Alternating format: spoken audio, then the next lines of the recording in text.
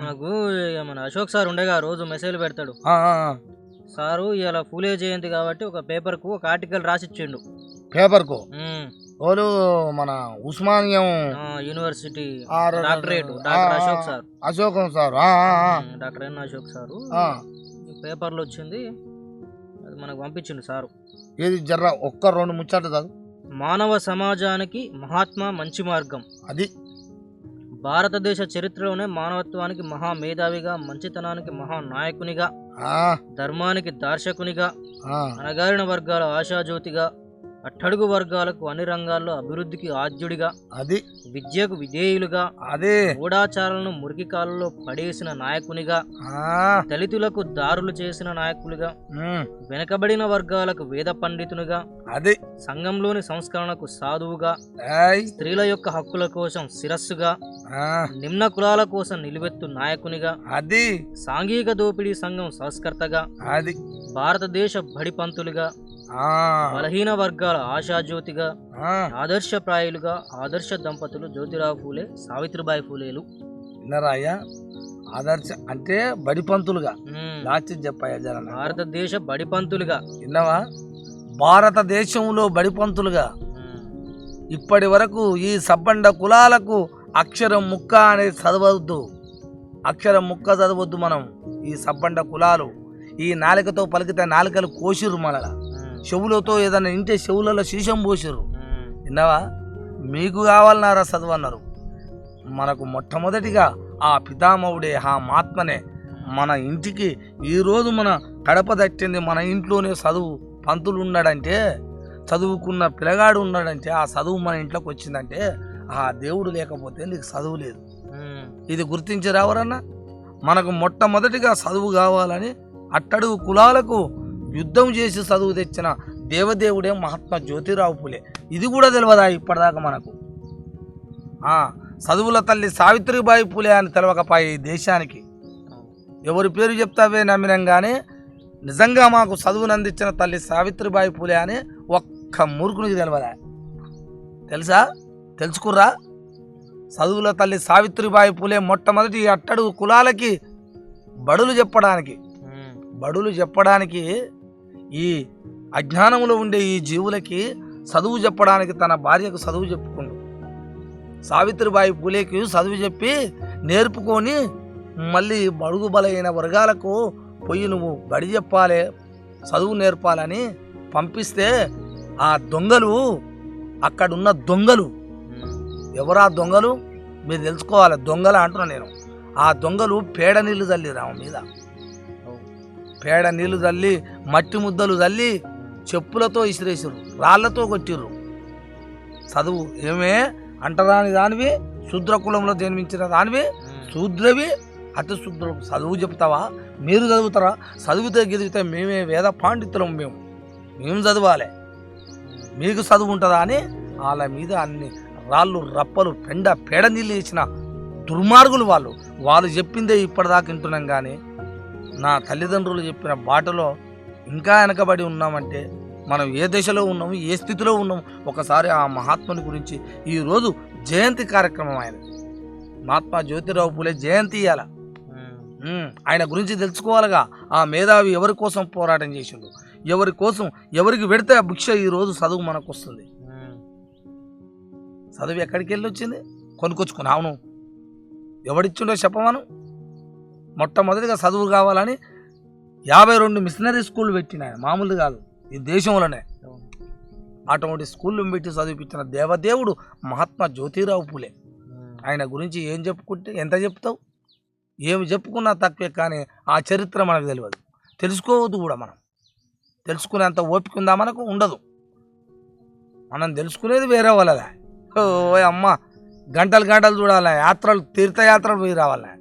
పోవద్దు అంటలేను, ఎవరిష్టం అందే పోలే. కానీ ఇది నీకు బతుకునిచ్చినోడు, దారి చూపినోడు, వెలుగు నింపినోడు, బుక్కెడు బువ్వ పెట్టినోడు. ఈరోజు ఇట్లా బతుకుతున్నామంటే కారణం అతనేగా.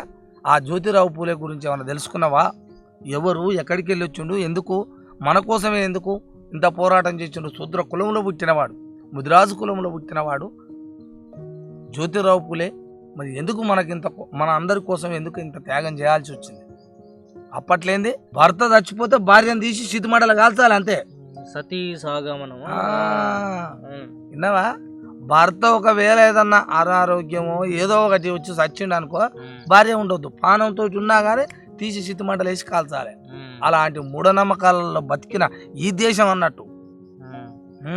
అందులోకి వెళ్ళి బయటకు గుంజుకొచ్చిండే ఎవరో ఆ మహనీయుడు, ఎవరా అంటున్నా. మరి ఇప్పటికి కూడా జావంగానే కాలుస్తేంది, మరి ఎక్కడ పోయింది అదంతా? ఆనాడు ఉన్నదే ఈనాడు ఎందుకు లేదా అని దాన్ని మట్టు పెట్టింది ఎవరని తెలుసుకురా. ఎందుకు మనకు గప్పటిది ఎందుకు? ఇవాళ బుక్కెడు ఉంటే చాలు, రేపటి గురించి పోయిన దాని గురించి ఎందుకు మనకు? అదనమాట, పోయిన దాని గురించి ఎందుకు? అది ఓకే, ఆ పోయిన దాని గురించి ఓకే, లేదు అదెందుకు అనుకుంటే ఈరోజు నువ్వెందుకున్నావు అనేది తెలియాలిగా. అదే కనుక లేకపోతే ఇదే నువ్వేడు నువ్వు అంటున్నా. ఈ తండ్రి చచ్చిపోతే నీ తల్లిని తీసుకుపోయి అడగాల్స్తే నువ్వు ఊడుదువా? అది చెప్పరు. ఆడది బతుకొద్ది ఈ దేశం మీద, ఆడది బయటికి వెళ్ళొద్దట, ఒంటింటికే పరిమితం అయ్యి అక్కడనే ఉండాలట, బందీ అయిపోవాలట. అలాంటి స్త్రీకి స్వేచ్ఛను కల్పించిన దేవదేవుడే మహాత్మా జ్యోతిరావు పూలే. ఆ దేవుడి గురించి ఏం చెప్పుకోవాలి, ఏం చెప్పుకోవాలి అంటున్నా. ఎంత చెప్పినా తక్కువే కదా. రోజులు గడుస్తాయి, 100 సంవత్సరాలు పోరాటం చేసిన మహనీయులాలు విన్నావా? ఈ సబ్బండ కులాల కోసం తనకు కుటుంబం పిల్లలు కూడా కనుక్కోలేదు. బ్రాహ్మణ స్త్రీని బ్రాహ్మణుడు ఒక ఆయన చనిపోతే అందులో కాలుస్తుంటే, స్థితి మంటలో కాలుస్తుంటే బతుకున్న బ్రాహ్మణ ఆమెను కూడా అందులో వేసి నూకిరట. అయినా తప్పించుకు బయటకు వచ్చిందట, కట్టెలతోటి కర్రలతోటి వచ్చిరట. మళ్ళా అయినా తీసుకొని వచ్చి వీళ్ళ ఇంట్లో పెట్టుకొని సాదుకురట. విన్నావా? జ్యోతిరావు పూలే ఇంట్లో పెట్టుకొని విన్నారా, ఆయన సాదుకురట.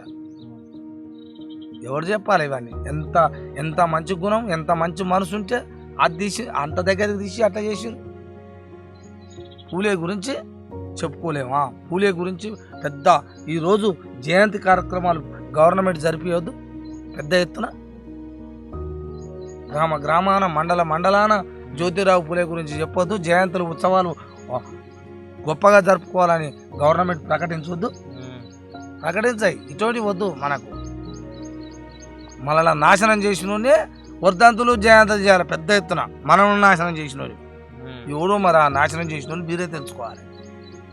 మన బతుకు వద్దు, మన బతుకు ఇట్లా బతుకొద్దు, మీరు ఇట్లనే ఉండాలి, ఈ పాదాల కింద తొక్కి నలిగిపోవాలి మీరు అంటరాని వాళ్ళు అనుకున్నోని జయంతులు చేయాలి గొప్పగా. మనం చేయొద్దు, మనోళ్ళకొద్దు. పూలే వద్దు, అంబేద్కర్ వద్దు, సాహు మహారాజ్ వద్దు, అయ్యా సామ్రాట్ అశోక చక్రవర్తి వద్దు, శివాజీ మహారాజ్ వద్దు, ఛత్రపతి ఎవరు మహారాజు ఊగనే అప్పట్లోనే ఉన్నాయిగా పేర్లు. ఛత్రపతి శివాజీ మహారాజ్, సాహు మహారాజ్. చరిత్ర చెప్తుంది పేర్లున్నాయని బుక్కులు ఉంటాయి. ఇప్పుడు కూడా మహారాజ్ అంటే అని ఓ లంగా అంటాడు. రాజులా అనే రాజులు ఉంటే అదే అన్నాడు ఒకడు. మరి వానికేట సిగ్గులద్దలేదో అర్థం కాలే. మహారాజు అని పెట్టుకుంటారే, బతుకమన్నాడు రాజులా. జ్యోతిరావు పూలే యుద్ధం చేసిండు ఈ సమాజంలో. మనల బతుకు నాగం చేసేటోని మీద యుద్ధం చేసి రాజు వలె బతుకన్నాడు. డాక్టర్ అంబేద్కర్ కూడా రాజగృహాన్ని పెట్టుకున్నాడు. రాజగృహం, రాజులుండే గృహం ఇలానే ఉంటుందని అదే సాక్ష్యం. ఇంకేం కావాలి? దొంగలు మాట్లాడతారు, పప్పులు ఉడకని దొంగలు మాట్లాడతారు. మరి ఇది రాజరిక చరిత్రనా, రాజరిక వ్యవస్థనా? రాజరిక వ్యవస్థలు ఎట్టుండాలి మరి అది చెప్పలే, మొత్తం వివరించాలిగా. ఎట్టుండే రాజరిక వ్యవస్థల? రాజరిక వ్యవస్థ అని 2 మాటలు మాట్లాడి గాలి మాటలు మాట్లాడితే అయిపోయిందా? దొంగ మాటలు మాట్లాడితే. రాజు అంటే అర్థమైంది. ఇప్పుడు కూడా అంటారు, ఓమో ఈయనకు బియ్యమే లేవు కానీ రాజు అట కానీ ఓ మహారాజు అట అని అంటారుగా. మహారాజు అంటే కోట్ల రూపాయలుండి, మహారాజు అంటే కోట్ల రూపాయలుండి, 1000 ఎకరాల భూములుండి అధిపతులు అయ్యి తిరిగితే రాజు అనరాన్ని. పిల్లికి బుచ్చం కూడా ఏడవాడు, వాడిని అన్నారు రాజానే. పూటకు బువ్వ లేకున్నా అయ్యో పాపం అని ఇంత చిన్న గిన్నె మెతుకులు పెట్టినోడిని అయ్యో కొడుక ఎక్కడ పోతున్నాం అని మంచి మనసుతో అడుగుతారు చూడు, అదే రాజగుణం అంటారు. మహారాజు అంటే ఎక్కడికి వెళ్ళో రాదు, ఆపదలో ఒక బుక్క బువ్వ ఆకలితో ఉన్నవాడికి ఇంత బువ్వ పెట్టినోడికి దేవుడు అని 2 చేతులు ఎత్తి దండం పెట్టి ఇగో మహారాజా నీ కడుపు చల్లగా ఉండా అంటారు. బువ్వ పెడితేనే నువ్వురా నీ ఇంటికి వస్తే చుట్టుముట్టు గోడ తిప్పుతివి, కరెంటు తీగలు చుడుతుంది, పెంచింగ్లు అన్ని పెడుతుంది, డబల్ స్టోర్ బిల్డింగ్ 3 స్టోర్ కడుతుంది. ఇంటి ముందరికి అడుక్కున్నోడు వస్తే నన్ను ఏమైనా వేసినావురా నీ బతుకుకు, వీడిని ఏమనాలి చెప్పు మరి, ఆన్యనాలి రాజాని, బిచ్చపు మెతుకులు అయ్యానోని రాజానల్లా మరి. అందుకే నా సబ్బండ కులాలలో నుంచి వచ్చిన మహారాజులు ఎంతోమంది చరిత్రలు ఉన్నాయి. అశోక చక్రవర్తి మహారాజ్ అని, సామ్రాట్ అశోక చక్రవర్తి మహారాజ్, సాహు మహారాజ్, ఛత్రపతి శివాజీ మహారాజ్, విన్నావా? ఇట్లా పేర్లు చెప్పుకుంటూ పోతే సంతు రవిదాస్ మహారాజ్, సంతు కబీర్ మహారాజ్, ఏమనుకుంటున్నావు? ఎన్ని పేర్లు, అన్ని పేర్లు. రాజ్యం పరంపరం జరుగుకుంటూ వచ్చిన చరిత్రను కప్పేసి రే దొంగలు. అది కప్పితే దాగుతుంది కాదు, బొంతలో కూడా సూదట, బటగుడ్డల సూదిని ముడేసిండట. బటగుడ్డల సూదిని ముడేస్తే ఉంటుందా? ఉండదు. ఏడంగానైనా బయటికి వెళ్తుంది అన్నట్టు. ఈ చరిత్రని దాపెడదామన్న దొంగలకు చరిత్ర బయటికి వెళ్ళింది. చరిత్రని ఎవడు ఆపలేడు, ఎవనయ్యే తరం కాదు అది. చరిత్రలు మా మహనీయుల చరిత్రలు 100% బయటికి వెళ్ళింది. బహుజన రాజ్యం రాబోతుంది. ఆ మహనీయులకు నివాళిని అందించబోతున్నారు. సబ్బండ కులాలు ఏకమై మా మధ్యన చిత్తులు పెట్టి మమ్మల్ని కలవకుండా చేస్తున్న దొంగల ఆటలు కూడా సాగనీయకుండా చేస్తారు. తొందరలో మమ్మల్ని కలవనీయకుండా మా కులాలను విడగొట్టి విభజించు పాలించు అనే వ్యవహారం ఇప్పటికి చేస్తేనే ఊరుగా. ఈడంగా ఒకరు ఏకమైతే ఒకరిని అక్కడ తీస్తారు. ఆడంగా ఆడు ఇక్కడ వస్తుంటే ఒకరిని ఇక్కడంగా పెడతారు. ఓడు ఈడంగా బిసి అంటాడు, ఓడు ఆడంగా జసి అంటాడు, ఓడు ఓహో కొట్టాలని తల్లి చప్పడ ఎక్కువ చేయాలని ఓడు అంటాడు.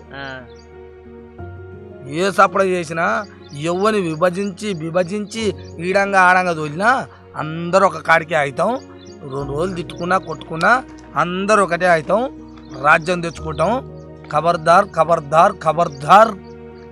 దొంగలు, మా బతుకును నాశనం చేసిన దొంగలు, మా బతుకును నాశనం చేసిన వాళ్ళని అంటున్నా. మీరు కాదు, మీరు చేసిరా మరి? చేయని వాళ్ళు మీకెందుకు?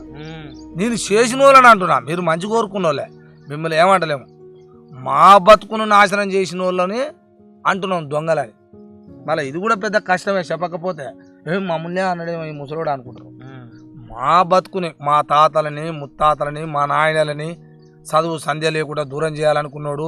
భూమి ఒక్కడే గుంజుకున్నాడు, భూమి ఎట్టి చేపించుకున్నాడు, మెతుకులు వేసినోడు, వెయ్యనోడు, తన్నోడు, కొచ్చినోడు, మా నానమ్మని మా తాతమ్మని అమ్మమ్మని అందరిని నాశనం చేసిన దొంగ దగులు బాదులు ఉంటారు చూడు, వాళ్ళని వాళ్ళ పిల్లల్ని అంటున్నాను నేను. మిమ్మల్ని కాదు, మిమ్మల్ని అనంచి మిమ్మల్ని అంటే అందుకు నాకు ఆడేముంది? నేను చూసిందా అయ్యా? నేను మా వాళ్ళని నాశనం చేసి చిత్రహింసలు పెట్టిన వాళ్ళనే తిరుగుతున్నాను నేను. దొంగలని ఖబర్దారని మిమ్మల్ని అంటలేను నేను. ఇప్పుడున్న వాళ్ళని, వాళ్ళ మనవాళ్ళు ఉంటారుగా ఇప్పటిదాకా. మా తాతలు చచ్చిపోయారుగా, మరి వాళ్ళ తాతలు కూడా బాధ పెట్టినోడు చచ్చిపోయి వాళ్ళ మనవాళ్ళు ఉంటారుగా, వాళ్ళ పిల్లలేగా మమ్మల్ని. ఇప్పుడు వీళ్ళ పిల్లలేగా మేము. ఎక్కడ పోదు, అది నడుస్తున్నప్పుడు సైకిల్ తిరిగినట్టే. ఇట్లా సైకిల్ పావుడీలు తిరిగి మళ్ళీ ఏడు తిరిగి ఇడికే వస్తాయి అవి. ఇట్లా కిందికి మీదికి అవుతుంది. ఇట్లా అన్నట్టు మాకు ఒక చరిత్ర ఉంటుంది, సకాలం ఉన్నాయి తెలుసుకోవాలంటే. అందుకనే నా సబ్బండ కులాల ప్రజలారా, ఇవాళ ముదిరాజు కులాన్ని చెప్తున్నా. అంటే అందరూ చేయాలి, కానీ కాకపోతే అంటారు కానీ ఏదో ఒకటి కులగజ్జి ఉంటుంది మన కాడ. భారతదేశం అంటేనే కులం, భారతదేశం అంటేనే కులం. మనందరం ఒకటే ఆ తల్లి పిల్లలం, ఒకటే సబ్బండ కులాల తల్లి పిల్లలం. మనం అందరు కులాలు ఉన్నోళ్ళు ఒకటే అమ్మ కడుపు నుంచి వచ్చినట్టుగానే ఉండాలి మనం. అలాంటి పిల్లలమే మనం. కాకపోతే మనలా కులాలు పెట్టి కులం మాదిగోడు, వాడు మంగళోడు, సాగలోడు, గొల్లోడు, కుమరోడు, కమరోడు, ముదిరాజు, యాదవరాజు, గౌడన్న, పద్మశాలి, కంచరి, పించరి, కొడుక సకలం పెట్టిరు కొడుకులు. ఎవడో ఆ కొడుకు దొరకలేదబ్బా మనకు. అడు పెట్టినోడు కూడా దొరకలేదు, ఎవడికి దొరకలేదు అట. ఆడు మరి ఆడు ఎక్కడ వాయనో ఎట వాయనో ఆడు ఓతపోయింది కానీ ఆయన మనవాడు లేకుండా వచ్చి ఇప్పుడు ఆడు పెట్టినోడు పోయిండు అనుకుందాం. పెట్టినోడు కులాలు పెట్టిపోయినోడిని మనవాడు లేకుండా వచ్చా ఇప్పుడు. వాడు దాని మీదనే బతుకుతుండొచ్చు ఆడు కూడా. చెప్పరు దీనికి జవాబు ఉందా వనకనన్నా? చెప్పురు మన వాళ్ళు. వనకనన్నా అప్పట్లో మన తాత పుడతాం, మన తాత కడుపులో మన నాయన పుట్టాం, మన నాయన కడుపులో మనం పుట్టినాం. అంటే లైన్ వస్తుందిగా. మరి మనకు కులము ఇట్టుండాలి. కులమే లేనప్పుడు ఒక తీరుగా బతికిరు, కులం అని సృష్టించినప్పుడు కులాల వారిగా బతుకుంటూ వచ్చినాం. గొర్రెలు ఆయన గొర్రెలు తెచ్చేయాలి, ఏట మాంసం తెచ్చేయాలి, మాది ఆయన డప్పు కొట్టాలి, మాలాయన బొందలు తీయాలి, ఇట్లా గౌండ్లు ఆయన కళ్ళు తేవాలి. ఉన్నాయి కదా సబ్బండ కులాలకు. ఒడ్లు ఆయన నాగండ్లు చేయాలి, కమ్మలైన కత్తులు జరసాలి, మంగళైన గడ్డంగి కాలే, నెత్తి వేయాలి. ఒక్కొక్క కులానికి ఒక్కొక్క సాగలైన బట్టలు ఉతకాలి. ఇన్ని పెట్టిరు కదా సబ్బండ కులాలకు చేతులు అని పెట్టిరు కదా. నిమ్మలంగా తిన్నోడు ఉంటాడుగా, ఉత్తగానే కూర్చొని తిన్నోడు ఉంటాడు దొంగ. వాడికి ఏం పని లేదు, ఉత్తగానే కూర్చొని తింటాడు ఆడు. ఇది అందరు తెచ్చి పెడితే